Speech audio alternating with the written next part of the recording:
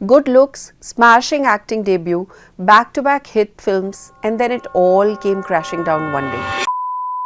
एक अफवाह ऐसी उड़ी कि Sunita has filed for divorce from Govinda, her husband of 38 years, और रीजन है चीटिंग एंड क्रुएल्टी। अब सोचिए, ऐसे शब्द जो शांति की बात करते हैं, उन्होंने हमें दे दिया है इस हफ्ते का ROFL moment.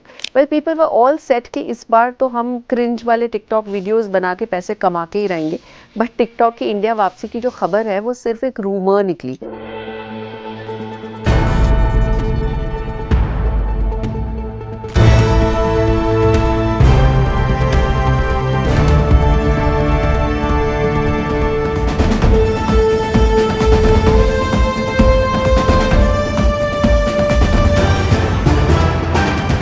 The Right Angle with Sonal Kalra. She rules the screen and she rules her home. She's a global icon, a fitness guru and a mom who knows exactly what's in her kids' lunchbox. कभी सोचा है शिल्पा शेट्टी की mom भी आज भी उनके fashion choices को criticise करती होंगी? और इतने बिजी स्केड्यूल के बाद भी how does superstar Shilpa Shetty Kundra master the art of parenting and keeping her families health in check? आखिर इसका सीक्रेट क्या है? Hello and welcome to another episode of The Right Angle with me, Sonal Kalra. Well, इसका जवाब आज शिल्पा शेट्टी खुद हमारे show पे आके देंगी, लेकिन उससे पहले let's check out the weekly wrap. Actor Govinda और उनकी वाइफ सुनीता आहूजा के अलेजेडली क्रम्बलिंग मैरिज के अराउंड काफ़ी ड्रामा क्रिएट हुआ रिसेंटली। एक अफवाह ऐसी उड़ी कि Sunita has filed for divorce from Govinda, her husband of 38 years, और रीज़न है चीटिंग एंड क्रुएल्टी। लेकिन उनकी टीम और उनके मैनेजर ने इस डिवोर्स की खबर को डिनाई कर दिया है। Their daughter Tina Ahuja spoke to HT and said it's all rumours. Well, we are glad about that. Actors Akshay Kumar और सैफ अली खान की much awaited thriller Haiwaan to be directed by Priyadarshan वो फ्लोर्स पे चली गई है इन कोची, केरला, और शूट शुरू हो गया है। Akshay Kumar and Saif Ali Khan are reuniting on screen after 17 years। उन्होंने लास्ट में टशन की थी 17 साल पहले। And Priyadarshan has also confirmed कि actor Mohan Lal will also be joining them in Haiwaan in a cameo role. ये कॉम्बिनेशन काफ़ी इंटरेस्टिंग होगा स्क्रीन पे। We are really looking forward. Well, people were all set कि इस बार तो हम क्रिंज वाले टिकटॉक वीडियोस बना के पैसे कमा के ही रहेंगे, बट टिकटॉक की इंडिया वापसी की जो खबर है वो सिर्फ एक रूमर निकली। TikTok had been banned in India in 2020 after the Indo China Galwan valley clash, लेकिन इस हफ्ते लोगों ने देखा कि टिकटॉक की वेबसाइट सडनली ऑपरेशनल हो गई है। पहले इस पर सिर्फ एक नोटिस आया करता था जब आप टिकटॉक की वेबसाइट पे जाते थे that it is not available in India, पर अब सडनली ये वेबसाइट एक्सेसिबल है। टिकटॉक फिर भी नहीं देख पाएंगे आप, क्योंकि गवर्नमेंट ने क्लैरिफाई किया है that it is not going to be available in our country. It is still not unblocked and TikTok remains banned. Government of India ने ले लिया है एक ऐसा डिसीजन जिसने इंडियन ऑनलाइन गेमिंग सीन पे बहुत ही कहर ढा दिया है। ऑनलाइन गेमिंग जिसमें मनी और गैमलिंग इन्वॉल्व होती है वो भी एक तरीके से क्या एक्चुअली पूरा बैन ही हो गया। Dream 11 which hosted paid games on its platform has had to stop with all of the paid games with immediate effect.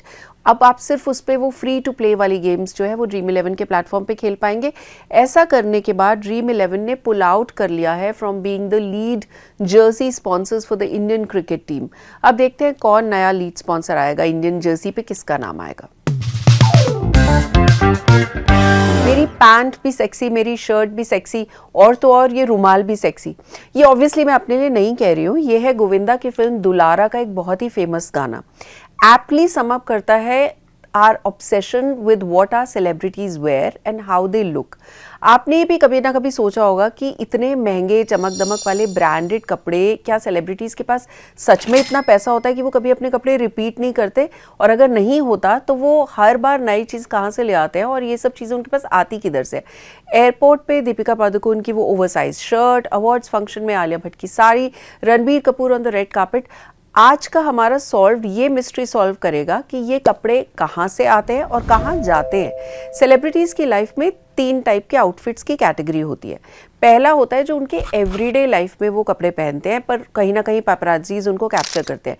इनमें आती है इंटरनेट की जो एक इनफेमस इजाद है, एयरपोर्ट लुक और जिम लुक। इनमें से a lot of the outfits that they wear are actually gifted और simply sent to them by different brands for free, क्योंकि ब्रांड्स चाहते हैं कि सेलिब्रिटीज़ उनके कपड़े पहने, डेली वेयर में यूज़ करें, क्योंकि एक सेलिब्रिटी की जो फोटो होती है उसी से ब्रांड के उस डिज़ाइन की सेल बढ़ जाती है. So brands really expect that celebrities should either post it on their social media and tag them, or the paparazzis will capture it and then other fashion websites will tag them.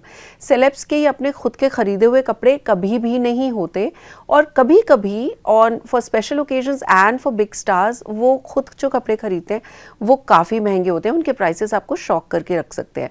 जैसे कि मैं आपको एक example देती हूँ कि superstar Shahrukh Khan prefer करते हैं कि वो कुछ सर्टन ब्रांड्स पहने. जैसे आप ये देखिए, उनका ये जो लुक है ये इन्होंने एयरपोर्ट पे रिसेंटली पहना था. ये जैकेट थी इटालियन ब्रांड ऑफ वाइट की, जिसका प्राइस है 1,77,000. उनके शूज़ उनके फेवरेट ब्रांड गोल्डन गूज के हैं, जिसका प्राइस 50,000 रुपये पर पेयर से शुरू होता है. ओवरऑल जो लुक है वो एक्चुअली काफ़ी लाखों तक पहुंच जाती है किसी भी बड़े सुपरस्टार की. On the other hand there are actors also जो बहुत सिंपल कपड़े पहनते हैं कई बार, जैसे Ananya Pandey was spotted at Golden Temple in a very simple kurta which was priced at 4,000 रुपये, और सुना है इस कुर्ते की काफ़ी सेल बढ़ गई जब उन्होंने पहना उसके बाद. सारा अली खान ने 12,000 रुपये का ये कुर्ता पहना था अपने किसी रिलीजियस पिलग्रिमेज पे. तो आप समझ ही गए होंगे कि एवरीडे लाइफ में तो ये गेम के रूल्स काफ़ी सिंपल होते हैं कि किसी दिन कुछ ब्रांड ने बेच दिया, किसी दिन खुद का पहन लिया. Things change completely when we come to the next category of outfits. वो ऐसे कपड़े होते हैं जो सेलिब्रिटीज़ पार्टीज़ में, इवेंट्स पे और अवार्ड फंक्शंस में पहने हुए दिखते हैं. ये एक बहुत ही डिफरेंट सिनारियो होता है. अब हम आपको बताते हैं कि ये कैसे होता है, इनके पास ये कपड़े कहाँ से आते हैं. तो एक्टर्स की पब्लिक अपीयरेंस पे जो उनके कपड़े हैं उनको लाने का काम उनकी टीम का एक इंसान करता है, जिसे स्टाइलिस्ट कहा जाता है. स्टाइलिस्ट एक चीज़ करते हैं जिसे सोर्सिंग कहते हैं. तो स्टाइलिस्ट सारे अपैरल ब्रांड, सारे लग्जरी लेबल से टच में होते हैं और वहाँ से वो ब्रांड से कपड़े सोर्स करते हैं. बॉलीवुड के कुछ फेमस स्टाइलिस्ट हैं जैसे Anaita Shroff Adajania, who works with the likes of Katrina Kaif, Kareena Kapoor. There's a stylist called Shalina Nathani who in her clients has Deepika Padukone and Shahrukh Khan. Nitasha Gaurav, Eka Lakhani, इन लोगों ने रणवीर सिंह के साथ काम किया as a stylist. And then there are many more. पहले ये decide होता है कि एक्टर को किसी रेड कार्पेट अपीयरेंस के लिए जाना है. उसके बाद स्टाइलिस्ट को जो ब्रांड्स हैं वो अपनी लुक बुक भेजते हैं और स्टाइलिस्ट ये लुक बुक सेलिब्रिटी को भेजता है. हर इवेंट के लिए हर बड़े एक्टर, स्पेशली जिन्होंने स्टेज पे जाना होता है, उनको 5 से 10 ऑप्शंस दिए जाते हैं कि वो इस अवार्ड फंक्शन पे क्या पहन के जाए. कि जो पर्सनल स्टाइलिंग जो होती है उसके लिए स्टाइलिस्ट स्टार्स को तकरीबन 30,000 रुपये पर अपीयरेंस चार्ज करता है. लेकिन अगर वही कपड़े उन्हें किसी ब्रांड शूट के लिए चाहिए होते हैं या किसी प्रोडक्शन हाउस के कमर्शियल काम के लिए चाहिए होते हैं तो ये पैसा 30,000 से बढ़ के 60-70,000 रुपये फॉर पर आउटफिट हो जाता है, सोर्स करने का पैसा. और कभी कभी ये जो कपड़े पहने जाते हैं इनको celebrities to make a point और to send out a message repeat भी करते हैं. जैसे आलिया भट्ट ने अपनी शादी की जो उनकी आइवरी वेडिंग साड़ी थी, साब्यसाची वाली साड़ी, वो दोबारा पहनी जब उन्हें नेशनल अवार्ड मिला for the film Gangubai Kathiawadi. This is them trying to do sustainable fashion. और जब सेलिब्रिटीज़ ऐसा करते हैं तो वो अपनी तरफ से लोगों को एनकरेज करते हैं to not ditch their clothes and to send out the message that it's okay to reuse them without any second thought. They also claim that it helps the environment, although ये symbolic gestures होते हैं. और अब हम finally आते हैं उस तरह के आउटफिट्स पे जो आपको फिल्मों में स्क्रीन पे दिखाई देते हैं. That is the clothes that celebrities wear on screen in the course of a film. जैसे कॉकटेल में दीपिका पादुकोण के कैरेक्टर ने, वो कैरेक्टर था उनका वेरोनिका, जिसमें उन्होंने स्कॉट्स पहनी, पलाजोज पहनी. आपको याद होगा जब वी मेट की करीना कपूर के आइकॉनिक कुर्ताज जो उन्होंने जीन्स के साथ पहने थे. मुन्ना भाई MBBS में मुन्ना की दैट ऑरेंज शर्ट. ये सब फिल्में भी लोगों को याद रहती हैं और कैरेक्टर्स के कपड़े भी याद रहते हैं. पर आपने कभी ये सोचा है कि जब शूट खत्म हो जाती है एक फिल्म की तो ये कपड़े जाते कहाँ हैं? तो ये बात आज हम आपको बताते हैं. कॉस्ट्यूम डिज़ाइनर बोला जाता है उन लोगों को जो डिसाइड करते हैं अलॉन्ग विद द प्रोड्यूसर्स कि एक कैरेक्टर की लुक कैसी होगी. जब फिल्म की स्क्रिप्टिंग होती है तो स्क्रिप्टिंग लेवल के बाद एक स्टेज होती है जिसे प्री प्रोडक्शन कहते हैं. उस प्री प्रोडक्शन में कॉस्ट्यूम डिज़ाइनर्स का काम बहुत इंपॉर्टेंट होता है, बिकॉज वो कैरेक्टर को ध्यान में रखते हुए ये डिसाइड करते हैं कि उस कैरेक्टर को किस टाइप का लुक देना है. जैसे अभी सैयारा फिल्म बहुत पॉपुलर हुई, उसमें अनीत पदा का जो कैरेक्टर है, she is shown as a journalist. तो एक जर्नलिस्ट, उनकी एक बहुत ही डिस्टिंक्ट लुक बनाई गई है जिसमें सुना है कि बहुत वक्त लगा और उसके हिसाब से फिर फिर कपड़े सोर्स किए गए। जब ये जो कपड़े होते हैं, क्योंकि ये ख़रीदे जाते हैं शूट के लिए, तो इनके हकदार होते हैं प्रोडक्शन हाउस या प्रोड्यूसर, बिकॉज पैसा तो उनका ही लगा है। तो शूट ख़त्म होने के बाद जब वो श्योर हो जाते हैं कि अब आउटफिट्स की ज़रूरत नहीं है, तो उनको पैक कर दिया जाता है, स्टोर कर दिया जाता है। नहीं तो ये भी होता है कि किसी फिल्म की हीरोइन के लिए जो कपड़े ख़रीदे जाते हैं वो किसी दूसरी फिल्म के जूनियर आर्टिस्ट को देने के लिए यूज़ हो जाते हैं। जो पीछे के बैकग्राउंड आर्टिस्ट हैं, उन्होंने जो कपड़े पहने होते हैं वो भी प्रोडक्शन हाउस को देने होते हैं।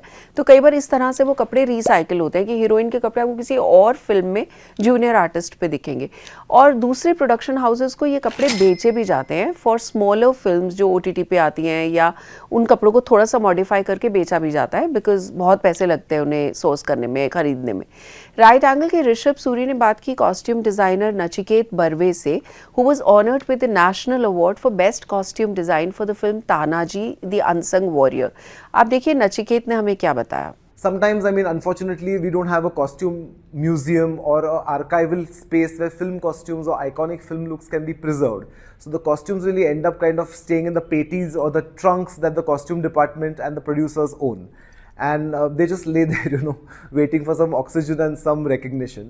Unfortunately, also because we are not so great with archiving our old pieces, sometimes they get spoilt with rains, with moths, with something else, but they remain immortalized on the big screen and on celluloid and help the audience connect with actors in a very believable setting that the magic of costume design does.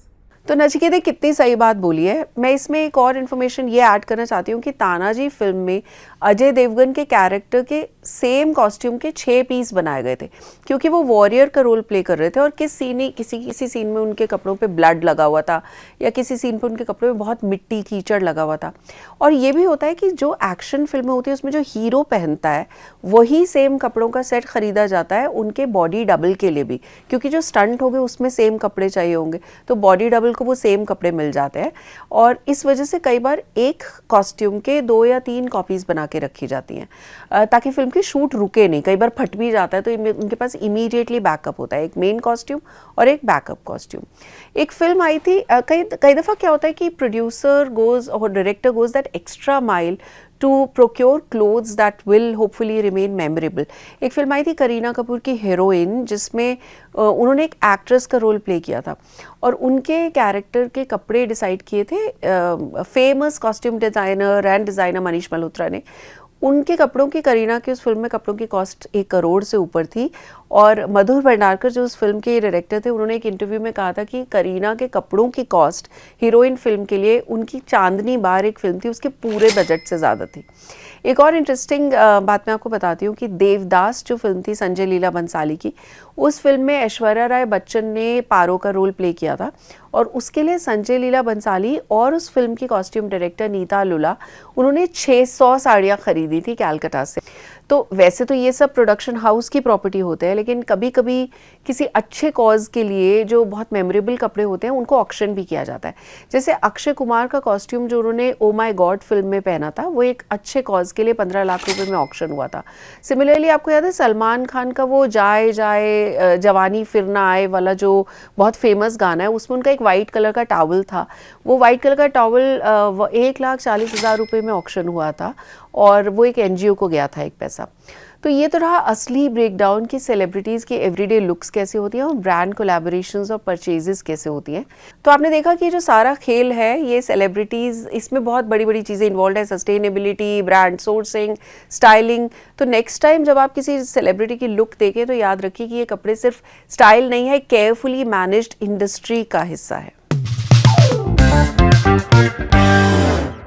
सावन नहीं, internet पे आग लगा दी है इस बार हमारे मीका सिंह पाजी ने, with 2 words Om Shanti.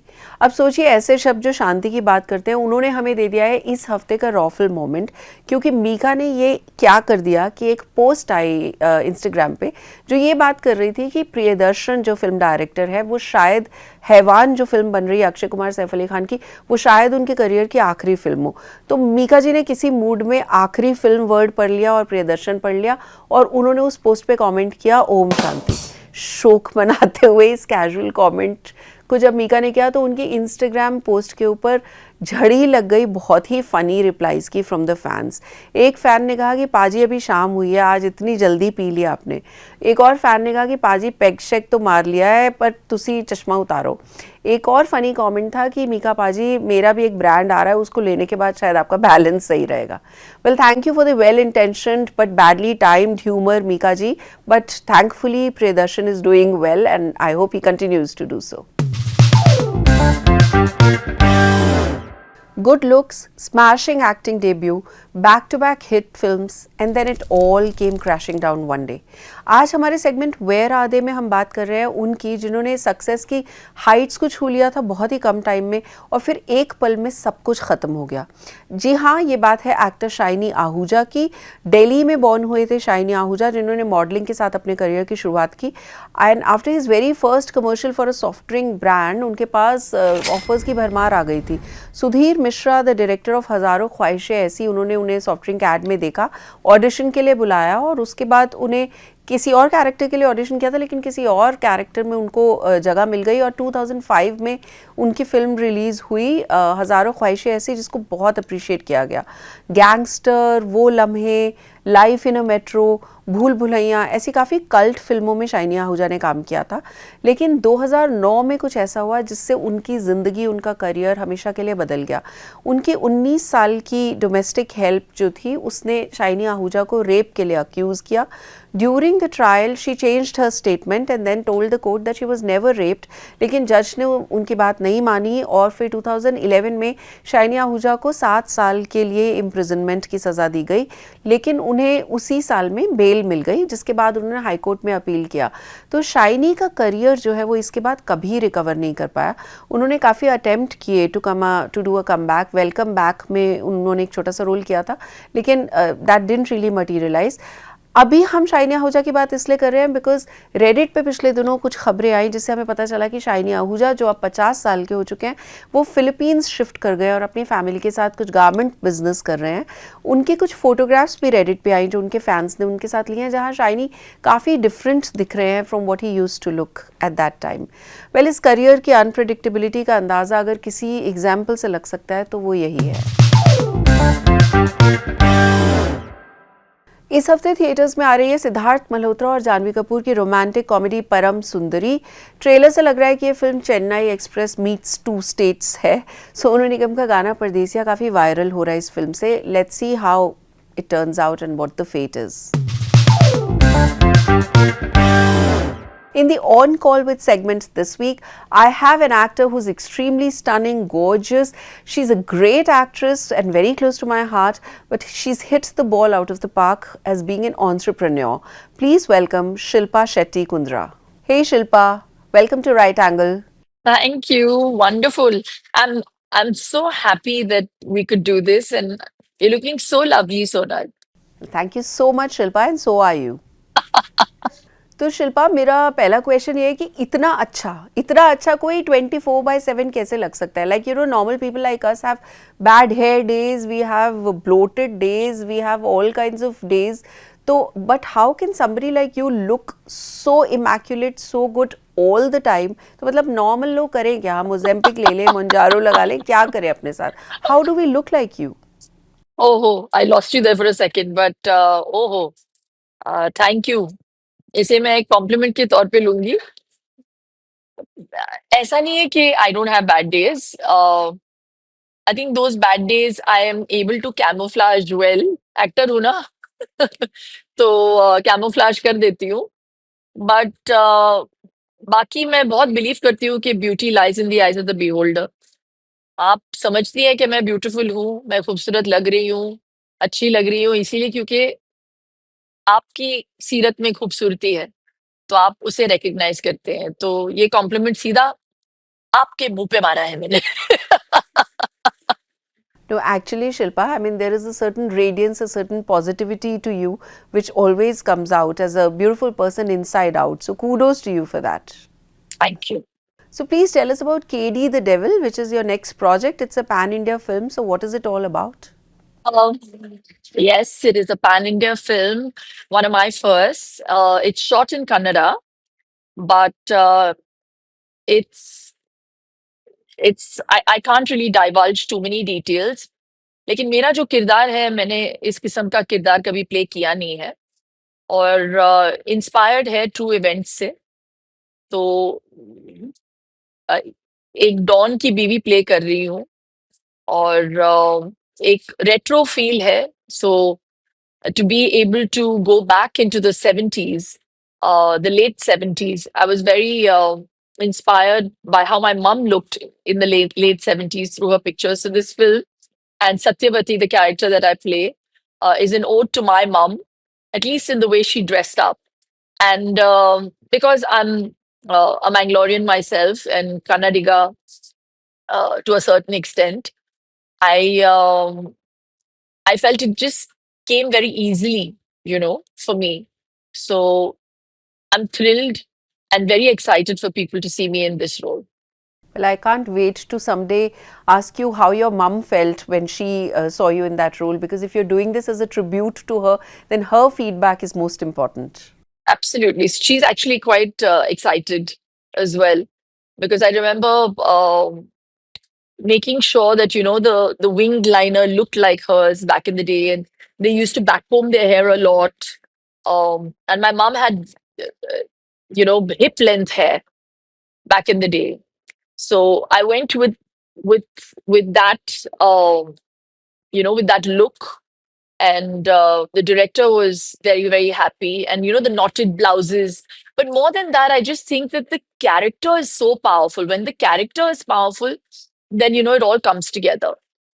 So ये जो कपड़े पहनाए जाते हैं वो चीजें important है, but to be able to become that character, I think she's this very fierce, fiercely loyal, um, and quite crazy as a character.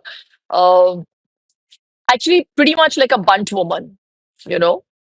Yeah, she'll go to any length to protect her family, her husband, and I enjoyed it. Really enjoyed playing that part. Well, क्या बात है. And talking of iconic characters, Shilpa, you've played so many iconic characters with very iconic looks. Is there a personal favorite, like in throughout your career? Is there a look that you've really liked? I think Dhadkan is a film that catered to the classes and the masses. Uh, और मैं 90s में मैं बहुत ही मासी heroine रह चुकी हूँ और आई थिंक उस मोल्ड से निकल के धर्मेश जी ने और मनीष ने उस वक्त बहुत मेहनत की कि मतलब कपड़े यहाँ तक थे मेरे मतलब थोड़ा सा भी क्लीवेज नहीं and they still made me look so glamorous. So to be able to appeal to the classes and masses, I think is definitely a huge bonus for a heroine. And when you're able to do that, then you achieve fame overall. So you're catering to the diaspora as well. So that was one of those films where uh, the fashion was talked about, the styling was talked about, the songs were talked about, the script was talked about. So I feel so grateful to be um able to talk about a film that we shot 25 years ago, and it's still considered to be one of my best and audience's best as well. It was an iconic film.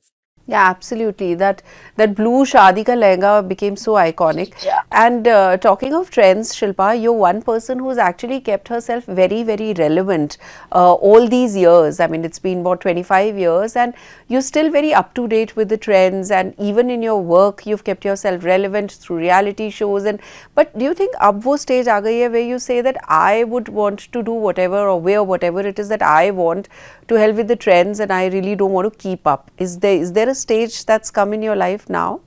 Well, I think I've said this before, and I'll reiterate it again. I've never been a trend follower. I've always been a trendsetter, and I want to continue to be able to do that. Um, मैं पहले भी ऐसे ही सोचती थी कि मैं वही पहनूंगी जो मेरा मन करेगा और हाँ, तब ड्रेस सेंस बहुत खराब था मेरा, अब थोड़ा सा सुधर गया आई थिंक अनुभव के साथ थोड़ा थोड़ा समझ आता है कि क्या नहीं करना चाहिए. But otherwise, I'm the sort of person, I have to feel happy and I have to feel comfortable in what I'm wearing, and that definitely is the prerequisite when I go into my wardrobe and I take out something to wear.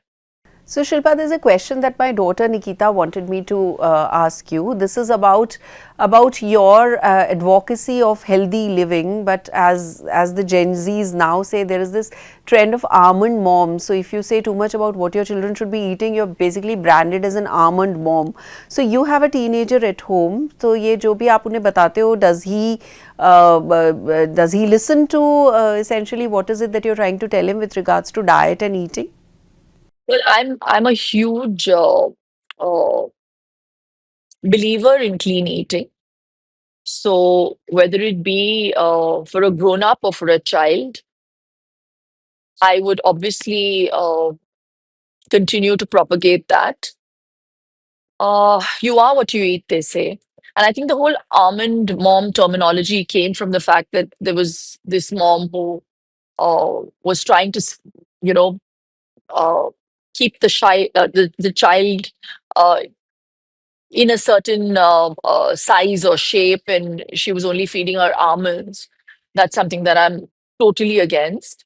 I think you have to have a balanced and a healthy diet for your child. And like you're aware, I binge on Sundays. I also allow my kids to binge. So there has to be a certain level of discipline uh, when it comes to sport, uh, study time, parenting, or sweet. So I call it sweet discipline. So the children then look forward to, a weekend where they know they're allowed to eat whatever they want, uh, still within limits. And then there is a certain schedule, a nutrition balanced diet that is packed for them for their school lunches. And I get photographs of how much they've eaten, because, those are the perils of a working mom, because I can't be there checking and knowing what's going on many a times when I'm at shoot. So the maid literally has to take a photograph and tell me how much they've eaten. And then my question to them in the evening is, why didn't you eat this? So no, it has to be balanced. And I definitely want moms to encourage kids to uh, to have healthy fats in their food. I see a lot of people steering away from ghee, from coconut oil, cooking their food in olive oil. Please don't do that to your kids. Um, Please encourage them to have white butter.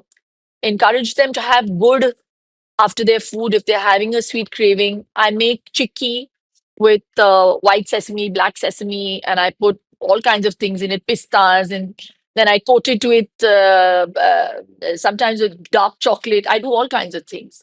Yeah. So, you have to obviously also keep it interesting for kids, otherwise they get bored. So that would be my advice as a mom. Yeah, well, Shilpa, I've seen you with your kids, and I know that you're a very indulgent mom, but also somebody who takes complete care that everything is balanced. And talking of home, घर पे कौन सबसे बड़ा Shilpa Shetty fan है और कौन सबसे बड़ा शिल्पा शेट्टी क्रिटिक है? मेरे बच्चों में से बच्चों में से या फिर Raj, Shamita, your mom, I mean close family में से? क्रिटिक तो सबसे बड़ी मेरी मम्मी रही है. अ, आज भी उनको बिल्कुल अच्छा नहीं लगता. मैं ब्लाउज हाई पहनती हूँ तो बोलते हैं कि ये ब्लाउज मुझे अच्छा नहीं लगा है. ये सुपर डांसर पे मैं we have designers. I have a stylist, and then we procure clothes from designers. Back in the day, we had to make the blouses depending on the sari that we were wearing. तो वो she's stuck in that time warp. She still feels that I should change the designer's concept and make sweetheart necks. उनको बिल्कुल अच्छा नहीं लगता मैं high neck पहनती हूँ. ये कैसा गंदा ब्लाउज है. So yeah, so I actually, when I do something, even today, I'm catering to that TG, my mother. कि उनको अच्छा लगेगा तो फिर, you know, she's my audience. So when she watches me on screen, Um, she she really she says it as it is. So she'll call a spade, and I appreciate that. Even my sister, for that matter. Um, yeah. Otherwise, my husband also. I mean, now he started. He started the first 5 years of marriage. He didn't say anything, and then after that, he was like, "ये नहीं पहनना चाहिए था तुम्हें." But I think uh, my daughter is very enamored with uh, this whole paparazzi culture. She's still just 5, so she's just kind of taking it all in, and she's like, "Mama, you're famous." That's the new thing. "Mama, you're famous." I hear this very often now with her. My son is very chill. My son is very chill, and I think I've become. I know about the goings on today, and I think I'm keeping up with, or rather people say that, how do you reinvent yourself all the time, is because my kids are that age that I get to know what they like, and when they don't appreciate what I'm wearing, I want to cater to them now, you know so my son will be like, I don't like these kicks on you. They're kicks, by the way, they're not shoes or sneakers, if you please, anymore. So my language has changed, my taste has changed, because I'm catering to a new age and a new audience through my kids. Well, amazing. And Shilpa, this brings me to my last question, which is actually the signature question that we ask all our guests on The Right Angle, that you are an inspiration to millions and millions of fans, but अगर उन्हें कल का शिल्पा शेट्टी बनना है तो उन्हें क्या करना चाहिए? बहुत मेहनत, डिसिप्लिन डिसिप्लिन का होना तो बहुत जरूरी है, और साफ दिल का होना बहुत जरूरी है। अच्छा खाओ, साफ सोचो, और अच्छे मन से करो, नेकी करो, दरिया में डालो। शिल्पा शेट्टी तो नहीं, अच्छे इंसान बनोगे आप। अभी इस जन्म में सिर्फ मैं ही हूँ, अगले जन्म का देखते हैं। What a fabulous, fabulous answer, Shilpa. And thank you so much for your time and for being on The Right Angle. As I always say, I hope all angles in your life remain the right angle. Thanks for being with us. Thank you so very much. Lots of love, heartfelt gratitude. Thank you. Bye bye. Thank you. Bye. Well, with this, we come to the end of this week's episode of The Right Angle with me, Sonal Kalra. Please अपना feedback देना नहीं भूलेगा on the comment section in YouTube, या आप मुझे mail भी कर सकते हैं sonal.kalra@hindustantimes.com. Do not forget to watch this show next week, Friday, 7 p.m. Till then, stay good, stay blessed. ठीक है? Everyone is concerned about their problems. Are we rolling? Oh. बढ़िया, एक नंबर। Thank you. ना मत, क्योंकि ये मैं खुद ही कुछ बोलती जा रही हूँ, इसलिए। मैं सोच रहा हूँ कि मैंने मिस क्या किया है इसमें। निशान ने से घूर के देखी।